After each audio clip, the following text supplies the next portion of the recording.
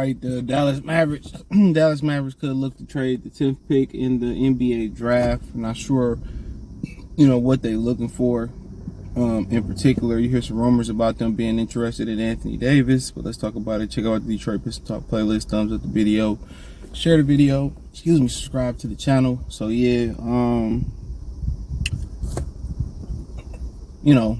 could we send a package to Dallas for the 10th pick and had a 5th and a 10th pick? I know people probably say, well, we don't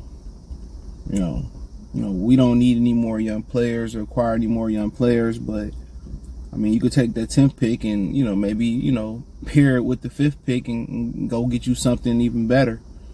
Or if you get rid of the 5th pick and you feel like you like a player in the, the bottom of the lottery, you still end up with a person, and then you end up something for Bogdanovic. So, I'm not sure if Dallas got anything that player-wise, that would be attractive to the Pistons. I mean, obviously, Luka, I don't know what's going to happen with Kyrie.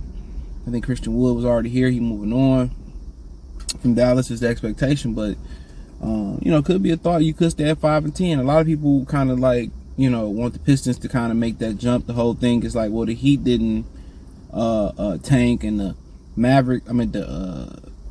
Nuggets didn't tank. But the thing about it is, you just got to hit on the draft picks. When you gotta find talent, and Pat Riley is one of them. Is one in the thousands, millions of GMs, and Strauss and Duncan Robinson, and their ability to find players that fit that fit the role that they want to fit. He kind of like what he doing in Miami is like Bill Belichick. Bill Belichick, he can't draft for shit, but he good at looking at players, resalvaging them, and putting them in a position to be successful. I mean, and then you look at Denver, and then also Miami is an attractive destination. People gonna take less to stay there. No state taxes. It's fucking Miami. And Denver, I mean, you gotta remember they had Yusuf Nurkic and Jokic at one point in time. And they had to make a decision on which one to be able to keep. They did draft Jamal Murray. I think he was pretty high in the lottery. And they was able to, do some other great pieces. Monty Morris. I mean, they had a lot of great talent there. Will Barton.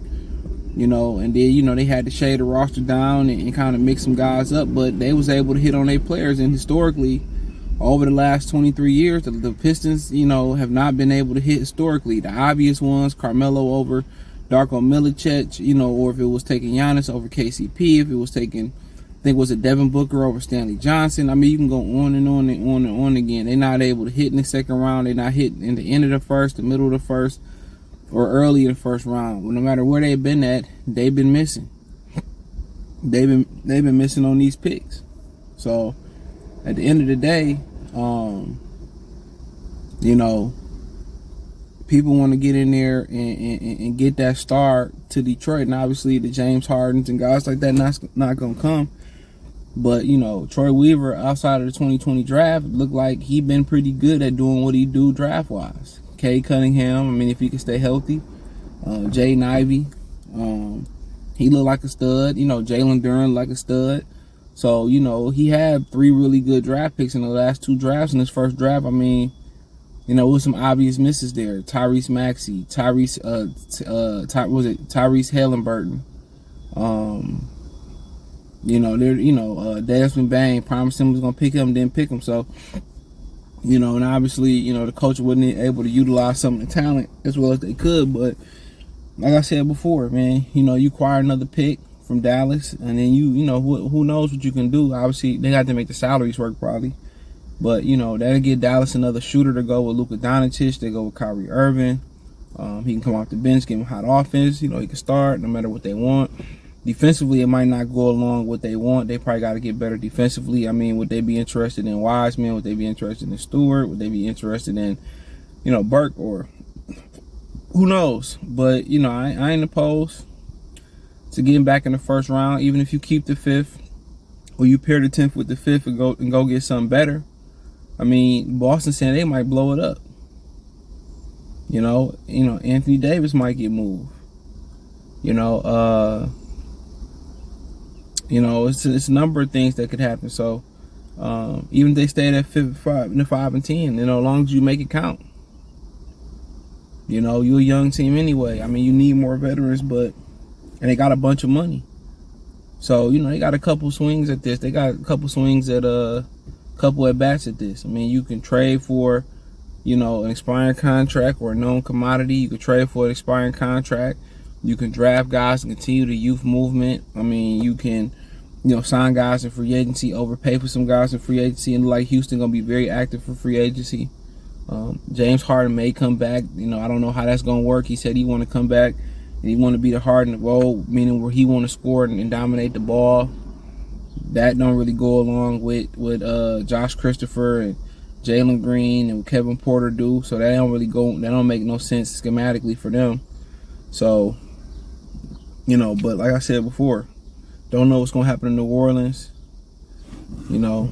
Insanity is doing the same thing over and over again and getting the same results. And they doing the same thing over again with Zion, Brandon Ingram, etc. And they getting the same results. So it's gonna be interesting. It's gonna be very interesting. But yeah, Bogdanovic, you can get the 10th pick back, and they throw somebody in there or whatever to make the salaries work. So be it. Do what it do. But yeah, I'm willing to do as long as the 10th pick in there and there ain't no big contract. Yeah, you willing to do it? Give me the 10. I can turn the 10 into something else. I can take a 10. I can take the player at 10. So that might be one of the attractive offers. Milwaukee, there's kind of rumors that they may be willing to deal with their earliest draft pick of 2029, which could be attractive down the road. Because what if Giannis leave and they toilet bowl? That might be number 1 overall pick one year. So, you really don't know.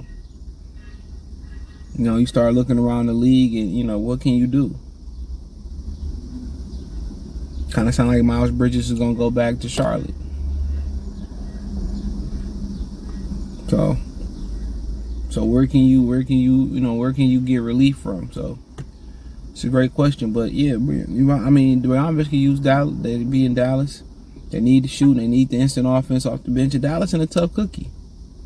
I think Kyrie trying to go to LA, and LA could blow that shit up. And it may not be that many Kyrie suitors around either. Somebody like Philly might get desperate and will look to get Kyrie to replace James Harden.